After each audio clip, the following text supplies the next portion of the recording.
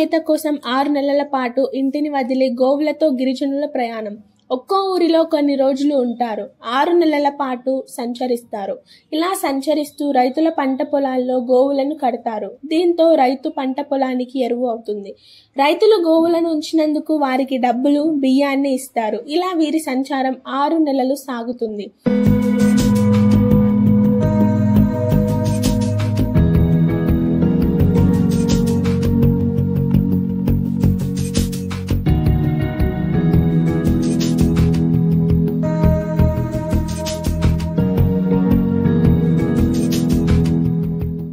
నిజామాబాద్ జిల్లా సిరికొండ మండలం చీమన్పల్లి, కొండాపూర్, ముషీర్ నగర్ గ్రామాలకు చెందిన గిరిపుత్రులు ఆవులకు మేత కోసం వారు ఉన్న ఊరిని వదిలి 6 నెలల పాటు గ్రామాల్లో సంచరిస్తూ ఆవులను మేపుకొని వస్తుంటారు.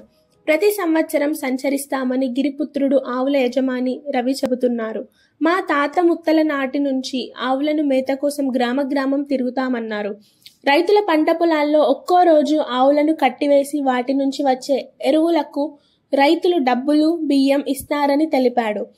ఆవుల పెండ వారి పంటకు బలాన్ని ఇస్తుంది. అందుకు ప్రతిఫలంగా రైతులు మాకు తినడానికి బియ్యం, ఖర్చులకు డబ్బులు ఇస్తుంటారని వివరించాడు. ఇలా ఎక్కడుంటే అక్కడే వంట చేసుకుని తింటూ ఇలా 6 నెలల పాటు వివిధ గ్రామాలు తిరుగుతూ వెళ్తుంటాము.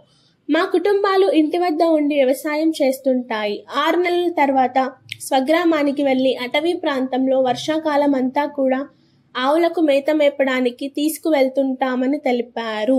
ఇట్లనే ఊర్లో పండ పెడితే 6 రోజులు ఊరికి 6, 8 ఇట్లా పండ పెట్టుకుంటారు. మళ్ళా జొన్న ఇటు పొలం అయినప్పుడు మళ్ళీ ఇటు వస్తాం. గంగా అవతల గంగా అవతలే పోయి మళ్ళా మెరుగులో ఇటు వస్తాం. అంతా ఇస్తాం సరే.